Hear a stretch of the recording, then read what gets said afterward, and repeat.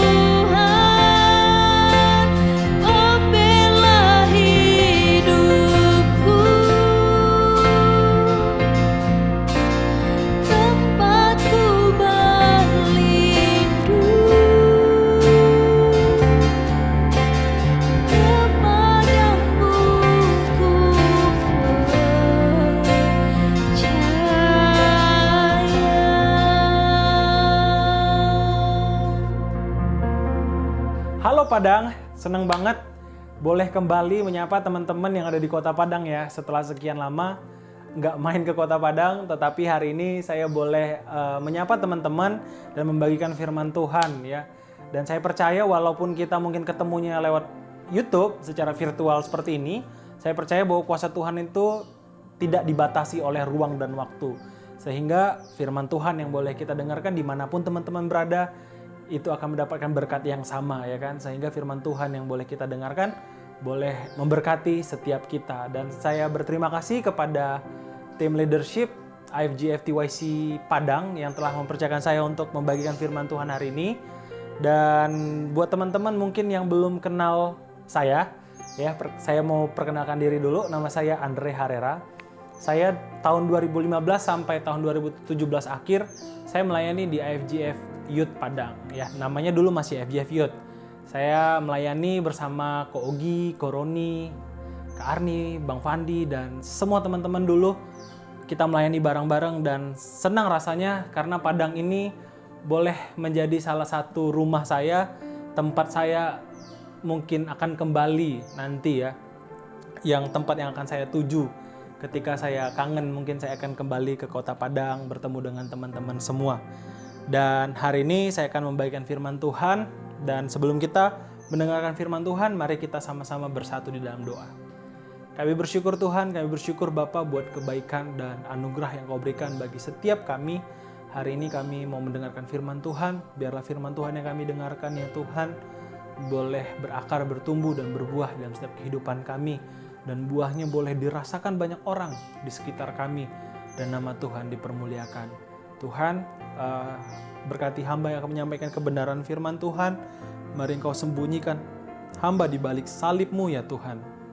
Sehingga bukan Andre Harera yang kelihatan, tetapi Tuhan yang kelihatan di dalam kehidupanku. Dan firman Tuhan yang dibagikan semuanya berasal daripada Engkau ya Tuhan. Terima kasih Bapa, di dalam nama Tuhan Yesus Kristus kami berdoa mengucap syukur, haleluya, amin. Minggu lalu ya, kita sama-sama mendengarkan firman Tuhan yang dibagikan oleh Pastor Afi. Dan firman Tuhan itu secara bagi saya pribadi itu sangat memberkati banget ya. Karena itu berbicara soal greater blessing. Jadi di mana kita menyambut tahun 2020 ini dengan antusias.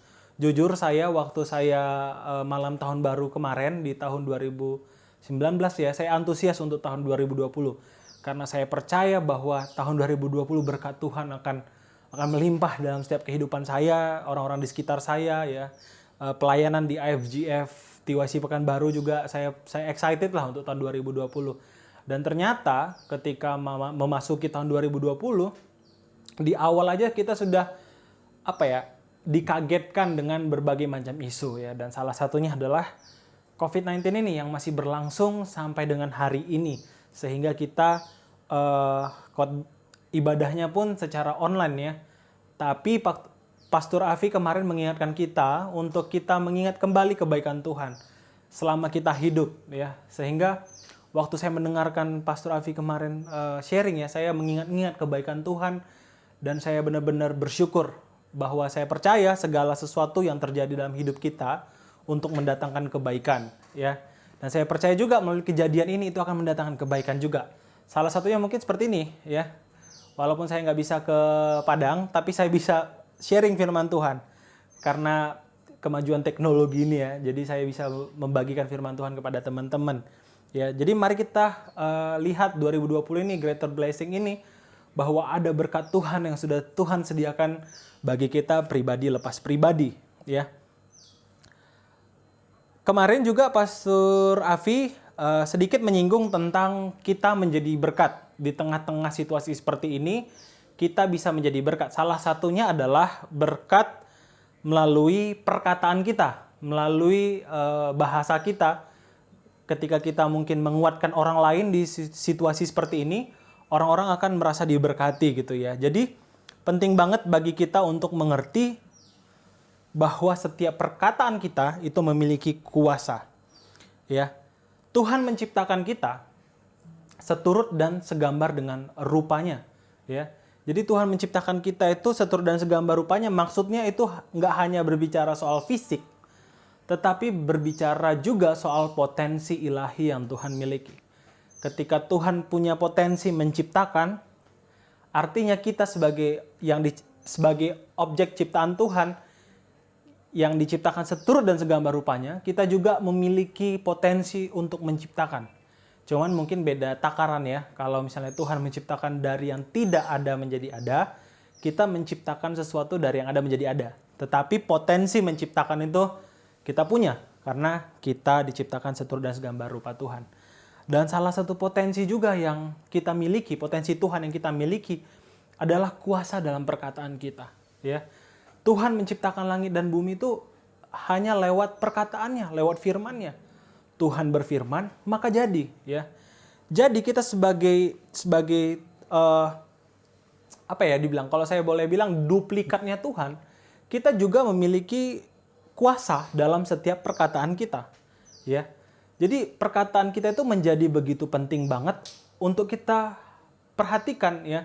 Karena di dalam perkataan kita itu ada kuasa. Jadi sekali lagi perlu dicatat ya bahwa perkataan kita itu mengandung kuasa, ya.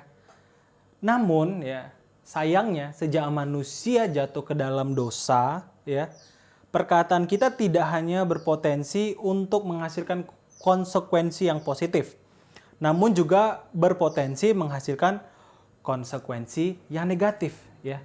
Jadi ketika manusia jatuh dalam dosa, perkataannya tetap berkuasa, namun sayangnya konsekuensinya bisa positif, bisa negatif, tergantung dari apa yang kita perkatakan. Puji Tuhan kalau yang keluar dari mulut kita adalah perkataan yang mengandung berkat, ya, sehingga orang lain mungkin diberkati.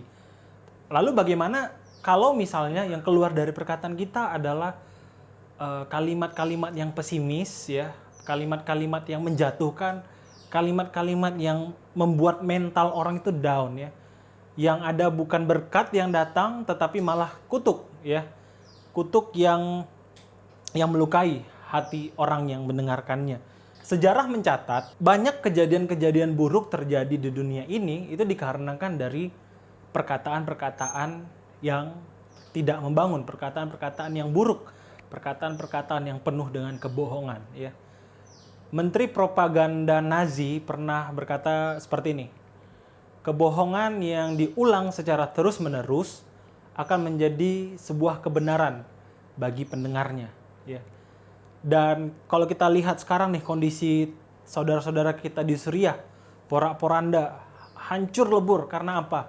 Karena propaganda tadi, hoaks yang disebarkan ke seluruh penjuru negeri, sehingga negeri itu mereka sesama anak bangsa saling curiga dan akhirnya saling menyerang satu sama lain.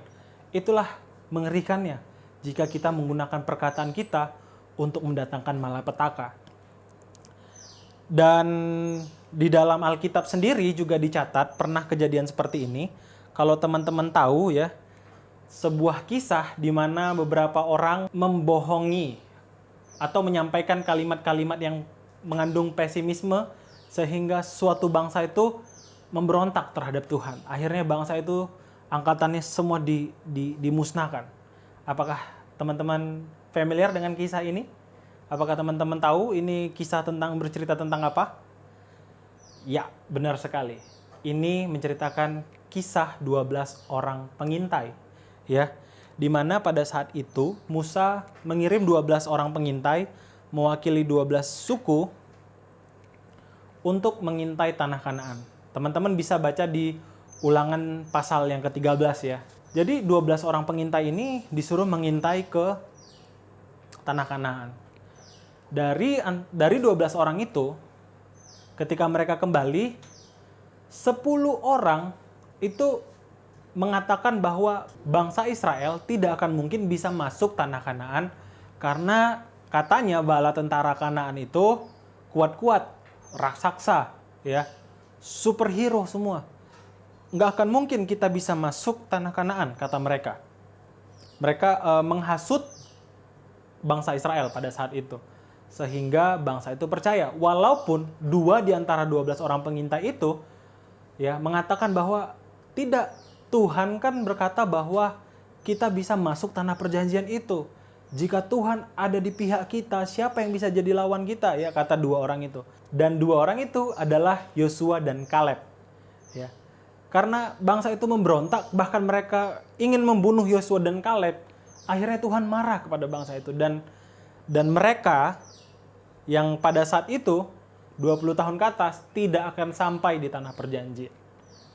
Wow, hanya gara-gara 10 orang yang mengeluarkan kalimat-kalimat pesimisme kepada bangsa itu. Sehingga mereka semua binasa di padang gurun dan tidak bisa sampai di tanah perjanjian. Dan hanya Kaleb dan Yosua lah yang sampai di tanah perjanjian. Bayangkan betapa perkataan kita itu mengandung kuasa. Satu bangsa pada saat itu binasa hanya karena mereka tidak percaya apa yang sudah Tuhan katakan kepada mereka. Mereka lebih percaya omongan orang lain yang pesimis terhadap kemampuan mereka, sehingga mereka tidak yakin dengan diri mereka, akhirnya mereka berbalik daripada jalan Tuhan. Dari cerita yang mungkin sudah saya bagikan tadi, bisa kita ambil kesimpulan bahwa perkataan kita ini bisa sangat berbahaya kalau kita tidak menggunakannya sebagaimana mestinya, sebagaimana seharusnya, dan sebagaimana Tuhan mau, gitu ya. Kita malah memakai perkataan kita untuk mendatangkan celaka kepada orang yang mendengarkan perkataan kita. Makanya dalam kitab Yakobus 3 ayat 1 sampai dengan yang ke-12 itu dijabarkan mengenai bahaya ketika kita sembarangan dalam menggunakan perkataan kita, ya. Dikatakan di sana bahwa lidah kita itu bagaikan percikan api, ya, walaupun kecil tapi itu bisa membakar seluruh isi hutan. Dan sebelum kita mungkin membahas kitab Yakobus 3 ayat 1 sampai 12 ini, saya sarankan teman-teman untuk nonton penjelasan kitab Yakobus dari Bible Project Indonesia, ya. Karena di situ akan dijelaskan latar belakang dari kitab Yakobus, latar belakang penulisnya, dan apa maksud dan tujuan penulis menulis kitab tersebut. Mungkin bisa lihat di sini atau di sini, nanti terserah Bang Pandi mau taruh di mana. Jadi bisa diklik setelah kita mendengarkan firman Tuhan ini, sehingga kita bisa melihat korelasinya antara firman Tuhan sebelum-sebelumnya dengan firman Tuhan ini, dan bagaimana korelasinya dengan tema kita secara keseluruhan, Greater Blessing ini, ya. Minggu lalu kita udah bahas mengenai Faith in Action, ya, dalam minggu lalu, ya. Mungkin di iCare Group atau mungkin di ibadah Super Sunday kita sudah mendengarkan tentang Faith in Action ini, di mana katanya iman tanpa perbuatan pada hakikatnya adalah mati. Dan perbuatan ini penting banget untuk menunjukkan identitas kita sebagai orang percaya. Dan kalau misalnya kita telusuri dalam perbuatan ini, perbuatan yang bisa dilihat oleh manusia lainnya adalah, yang paling kelihatan adalah bahasa kita, komunikasi kita. Saya mau challenge teman-teman semua setelah ibadah ini selesai, silakan keluar, cari tempat yang rame, tapi tetap pakai masker, ya. Observasinya lewat kejauhan aja, lihat ketika orang lain saling berinteraksi, ya, saling take and give. Mungkin ada orang yang jualan, ada orang yang membeli dan sebagainya, ada orang yang sedang pacaran, mungkin ada orang yang sedang teleponan, mungkin coba diamati, diobservasi. Itu disebut sebagai interaksi sosial, ya. Dan unsur utama yang paling penting dari interaksi sosial adalah komunikasi, bahasa, ya. Bagaimana mungkin bisa ada interaksi sosial kalau tidak ada bahasa? Jadi bahasa ini benar-benar inti dari kegiatan sosial kita sehari-hari. Jadi begitu pentingnya kita harus memperhatikan bahasa kita. Begitu pentingnya kita harus memperhatikan setiap apa yang keluar dari mulut kita. Karena bahasa ini sendiri merupakan kunci utama dalam interaksi sosial kita setiap hari. Ya, jadi masyarakat ini dibangun dari interaksi sosial ini, ya.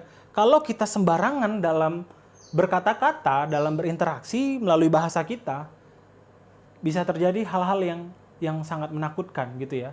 Mungkin seperti di Suriah dan sebagainya.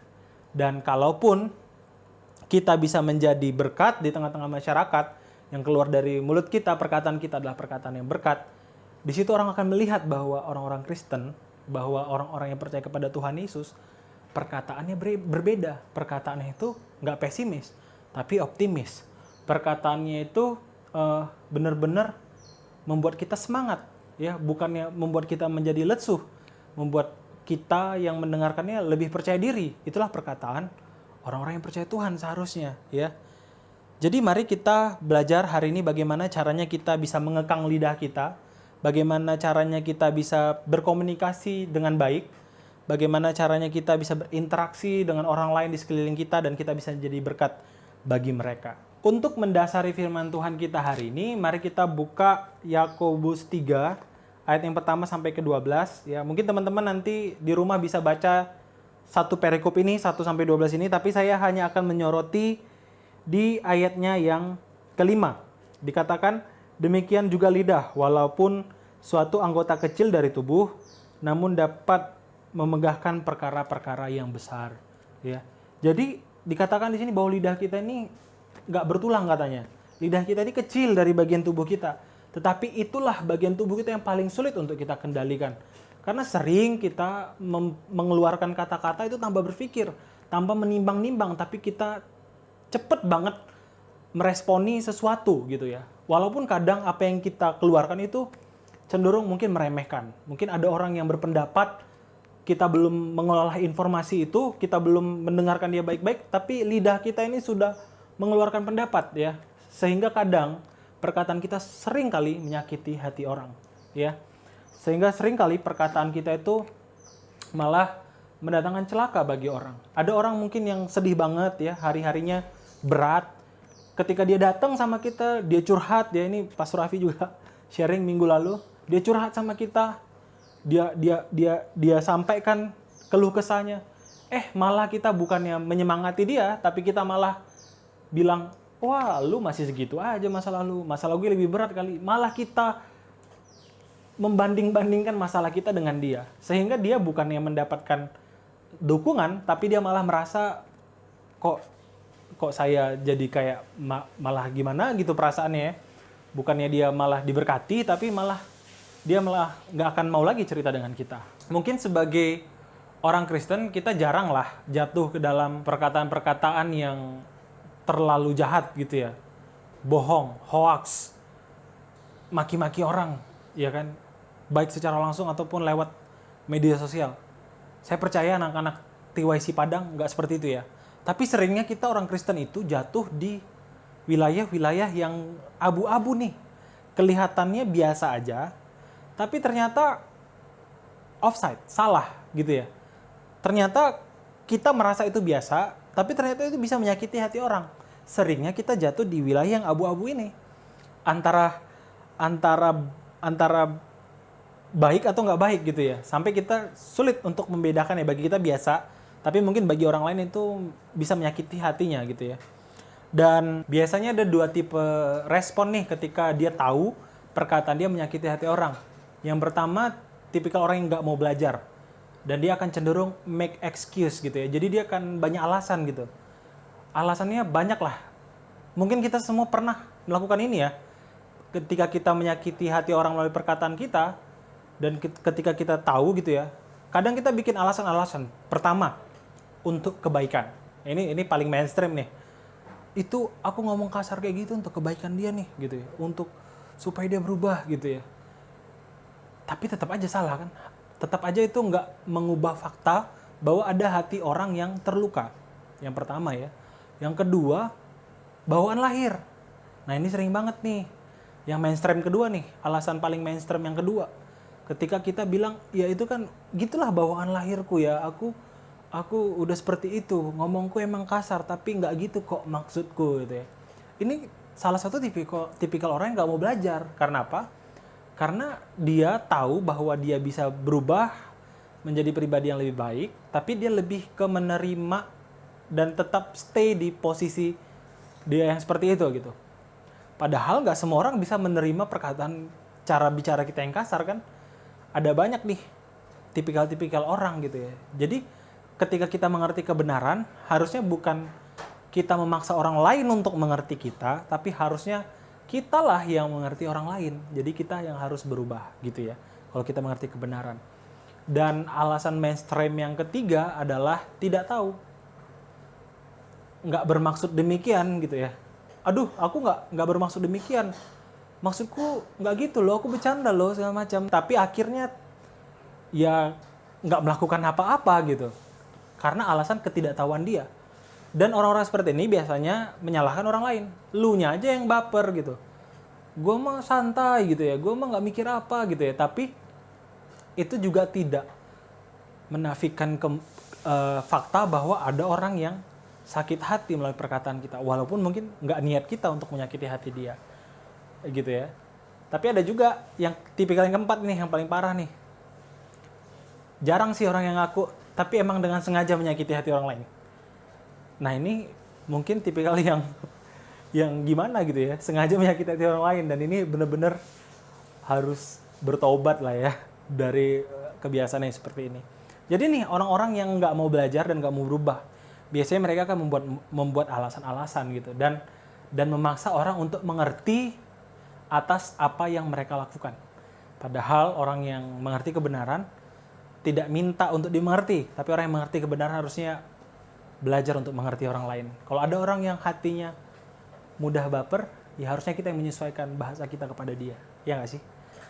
Dan tipikal orang kedua, ketika mengetahui bahwa perkataannya offside, menyakiti hati orang lain, perkataannya salah, mau belajar. Ya, jadi dia orangnya responsif.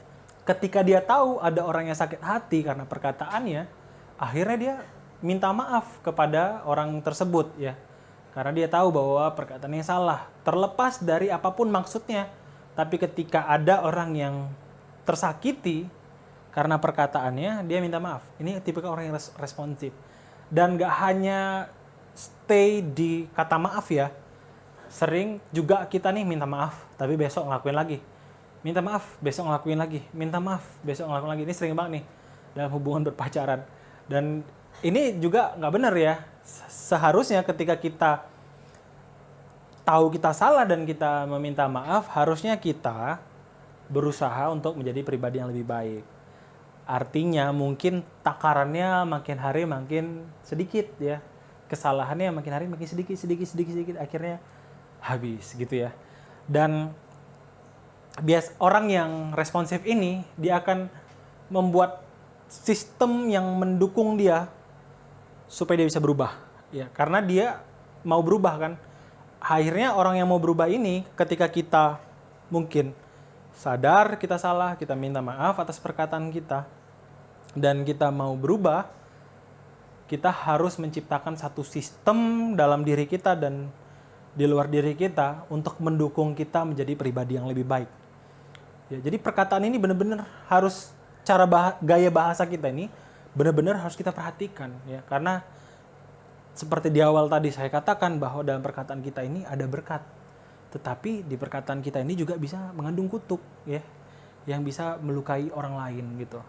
Dan beberapa waktu lalu saya merenungkan firman Tuhan, saya bilang sama Tuhan, Tuhan bagaimana caranya supaya saya bisa menjadi pribadi yang lebih baik lagi, supaya saya bisa menjadi pribadi yang benar-benar memperhatikan perkataan saya, memperhatikan laku saya melalui perkataan-perkataan yang keluar dari mulut saya, Tuhan.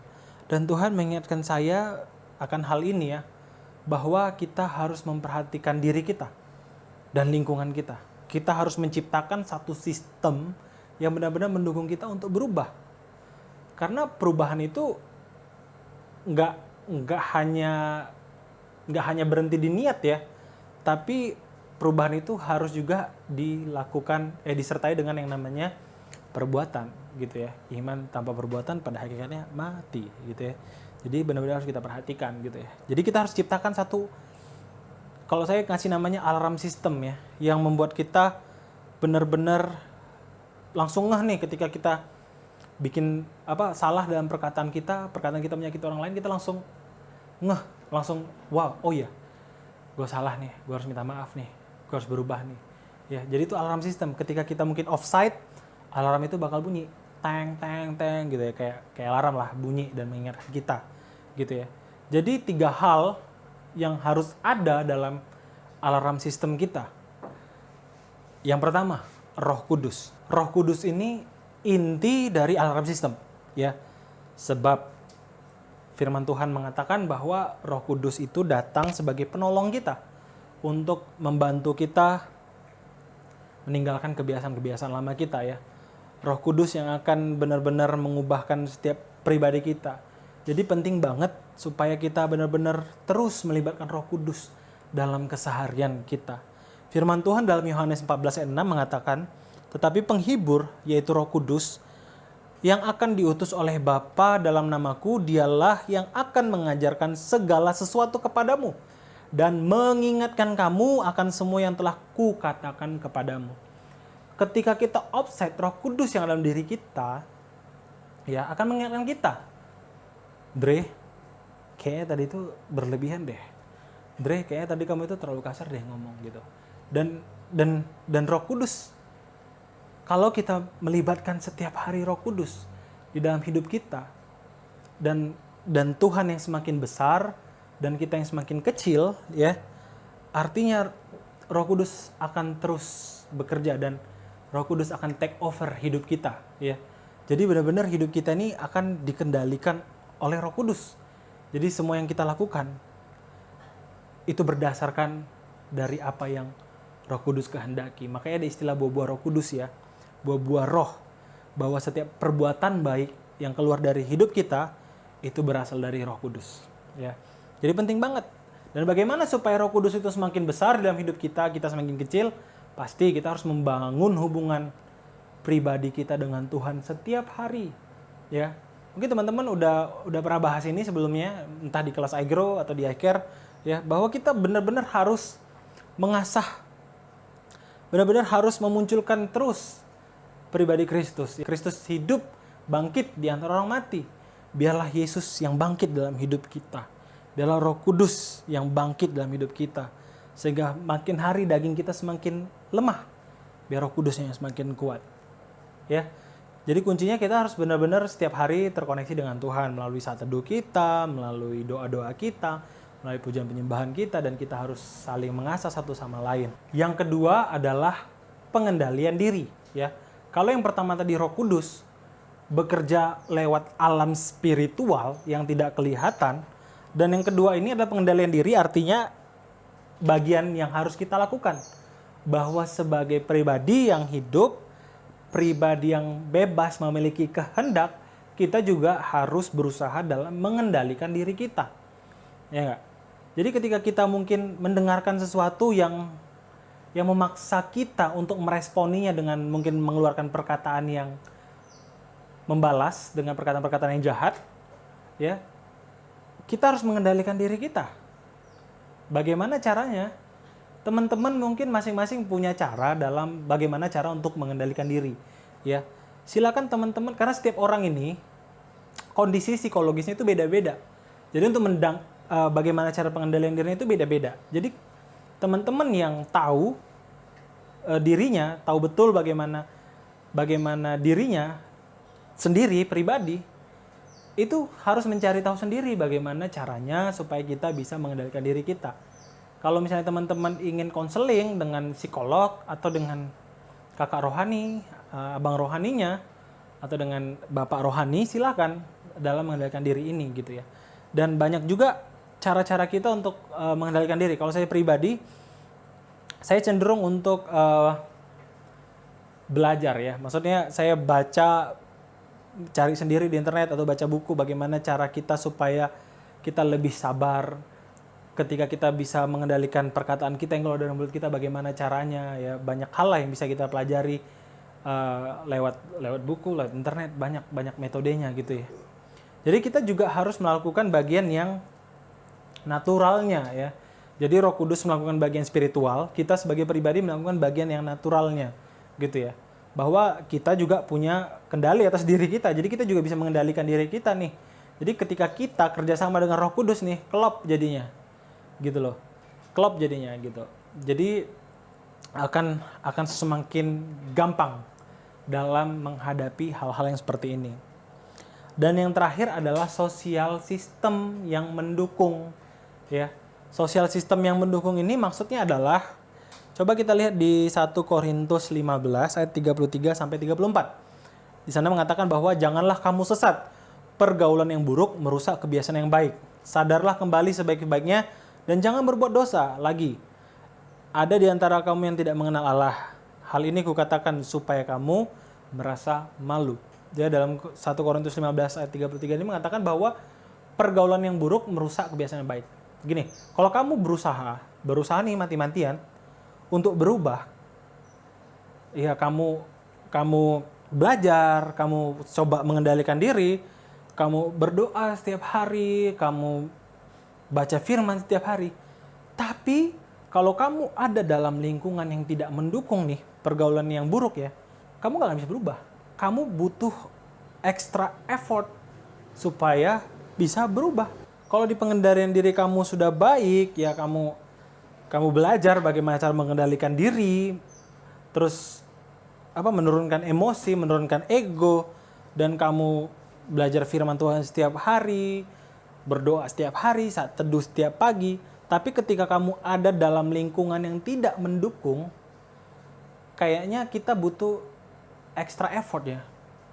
Bahkan double extra jadinya. Karena akan sangat sulit gitu ketika kita berusaha berubah, tapi lingkungan kita memaksa kita untuk mengikuti mereka. Dan jelas banget nih di 1 Korintus 15 ayat 33 ya, pergaulan yang buruk merusak kebiasaan yang baik.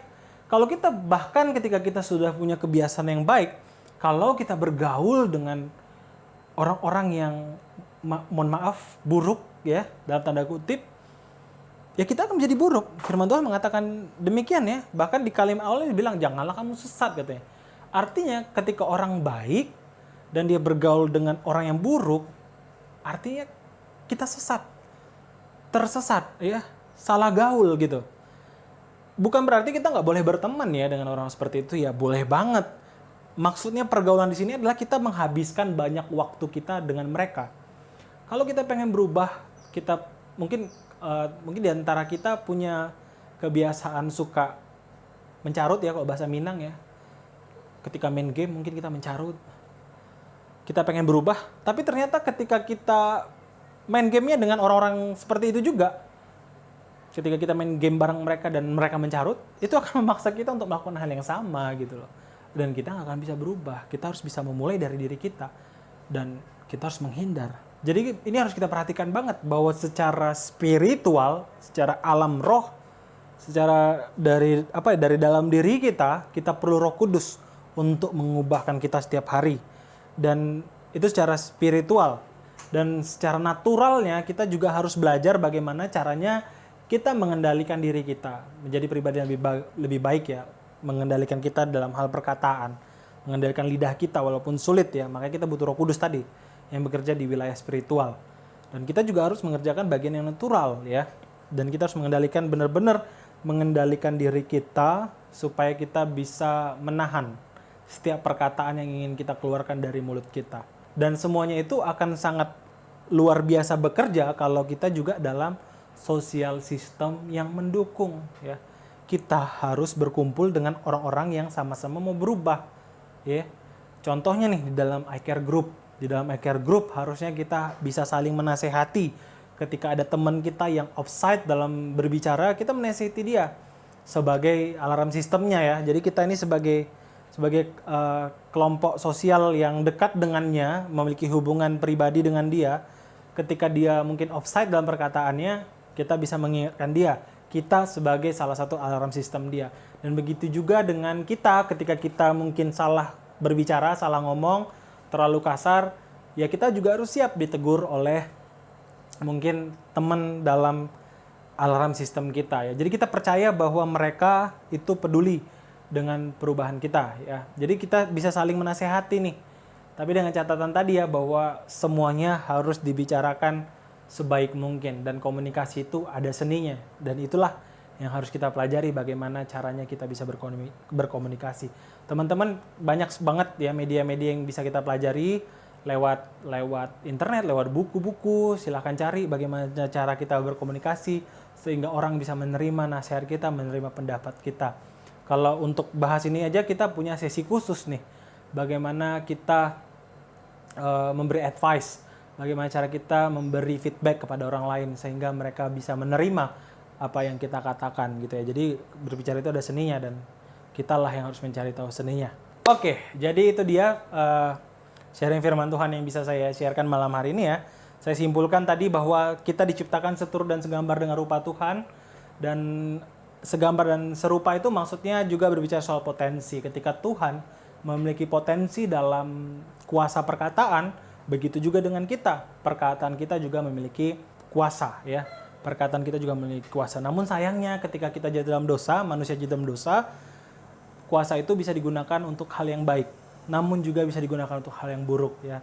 Jadi sering banget dunia ini tidak menjadi lebih baik karena ketika kita sering banget menggunakan perkataan-perkataan yang menyakiti hati orang lain, ya, yang membuat dunia ini semakin kacau balau, ya. Kalau kita lihat semuanya itu berakar dari komunikasi yang tidak baik. Hubungan yang retak, hubungan yang rusak, hubungan yang hancur itu selalu diawali dengan komunikasi yang tidak baik. Jadi benar-benar komunikasi ini harus kita perhatikan betul, ya. Makanya Yakobus saudara Yesus mengingatkan kita dalam Yakobus 3 ayat 1 sampai 12 bagaimana perkataan kita ini bisa menjadi dosa, ya, bisa menjadi sesuatu yang benar-benar berbahaya untuk orang lain kalau kita tidak bisa mengekang lidah kita. Oleh karena itu kita harus belajar bagaimana cara kita mengekang lidah kita. Dan saya membagikan bahwa 3 hal yang harus kita perhatikan dalam hal mengekang lidah. Ya, pertama kita harus menciptakan alarm sistem, ya, karena ketika kita offside ada hal-hal yang bisa mengingatkan kita dan kita bisa meminta maaf kepada orang yang kita sakiti dan kita juga bisa memperbaiki kelakuan kita hari demi hari semakin menjadi lebih baik, ya. Dan dalam alarm sistem itulah ada 3 hal ini. Yang pertama adalah Roh Kudus. Roh Kudus berfungsi untuk mengajar, mengingatkan kita dikala kita mungkin kelewat batas dan tidak hanya mengingatkan, tapi dia mengajarkan bagaimana kita menjadi pribadi yang lebih baik. Oleh karena itu, kita perlu banget untuk membangun hubungan kita dengan Roh Kudus setiap hari, ya, setiap hari dengan membaca firman, ngambil waktu saat teduh, berdoa, ya, sehingga kita bisa benar-benar mengerti apa isi hati Tuhan bagi setiap kehidupan kita. Dan yang kedua adalah pengendalian diri kita, bahwa tubuh kita ini juga bisa kita kendalikan loh. Kita punya kendali penuh atas diri kita. Jadi kita juga bisa kita belajar untuk bagaimana caranya mengendalikan diri, karena setiap orang itu punya kondisi psikologis yang berbeda-beda gitu, ya. Jadi Anda yang mengerti diri Anda dan cari bagaimana cara supaya kita bisa menjadi pribadi yang lebih baik lagi, ya. Bisa lewat internet, psikolog, mungkin datangin ke psikolog atau kakak rohani, abang rohani kita, pemimpin kita, atau kita bisa belajar secara mandiri melalui buku-buku tentang emosional dan sebagainya. Kita pelajari tentang diri kita sendiri. Dan yang terakhir adalah sosial sistem yang mendukung ini semua gitu, ya. Jadi kita juga harus ada dalam kelompok-kelompok yang mendukung kita untuk berubah. Jadi kita harus meninggalkan kelompok-kelompok yang lama, pergaulan-pergaulan yang lama yang membuat kita semakin tidak terkendali dalam perkataan kita. Jadi kalau misalnya kita ada dalam kelompok-kelompok yang suka menghina, suka mencarut, suka cakap kotor dan sebagainya, mari kita tinggalkan itu semua. Mari kita cari teman-teman yang bisa mendukung kita untuk berubah, yang bisa menasehati kita, mengingatkan kita di saat kala kita offside. Mereka boleh mengingatkan kita dan mendukung kita. Kita sama-sama belajar, sama-sama berubah, ya. Karena sia-sialah kita kalau misalnya kita udah secara spiritual kita baik, secara pengendalian diri kita baik, secara naturalnya kita baik, tetapi kalau lingkungan tidak mendukung akan sulit sekali bagi kita untuk berubah. Jadi mari 3 hal ini kita perhatikan dan kita belajar untuk menjadi pribadi yang lebih baik. Saya percaya bahwa anak-anak Tiwasi Padang boleh menjadi berkat melalui perkataannya. Bahwa orang-orang melihat anak-anak Tiwasi Padang ini sebagai orang-orang yang berbeda. Perkataannya penuh optimisme, penuh percaya diri, membangkitkan semangat orang-orang di sekitar. Orang-orang akan mencari kita karena ketika orang-orang cerita tentang masalah kepada kita malah memberikan konklusi yang baik gitu, ya, bukannya malah menyudutkan dan sebagainya. Tapi kita bisa menjadi pendengar dan menjadi penasehat yang baik bagi orang lain, sehingga kita dikenal sebagai orang-orang yang beriman, ya. Semangat semuanya, Tuhan Yesus memberkati. Untuk meresponi firman Tuhan malam hari ini, mari kita sama-sama bersatu dalam doa. Kami bersyukur Tuhan buat kebenaran firman Tuhan yang boleh kami dengarkan, ya Tuhan. Kami tahu Sekarang kami mengerti bahwa perkataan kami mengandung kuasa ya Tuhan. Dan kami Tuhan mau menggunakan kuasa ini untuk memberkati orang di sekitar kami. Memberkati orang-orang lain ya Tuhan. Baik secara langsung ataupun melalui sosial media kami memberkati banyak orang ya Tuhan. Ajar kami untuk menghitung hari-hari kami ya Tuhan. Sehingga kami beroleh hati yang bijaksana. Hari demi hari kami boleh semakin diubahkan menjadi pribadi yang lebih baik ya Tuhan. Mari Roh Kudus tuntun kami, ajar kami, ingatkan kami dikala mungkin kami offside, salah dalam berkata-kata, sehingga kami mau untuk dikoreksi dan berubah menjadi lebih baik lagi ya Tuhan. Terima kasih Tuhan, terima kasih Bapa. Dan hamba bersyukur hari ini hamba boleh membagikan firman Tuhan bagi teman-teman, saudara-saudaraku yang ada di FGF TYC Padang ya Tuhan. Biarlah berkat Tuhan tercurah bagi setiap anak-anak Tuhan yang ada di tempat ini ya Tuhan. Kami percaya bahwa melalui kejadian ini ya Tuhan, boleh terjadi satu gerakan yang luar biasa ya Tuhan, di luar dari akal pikiran kami.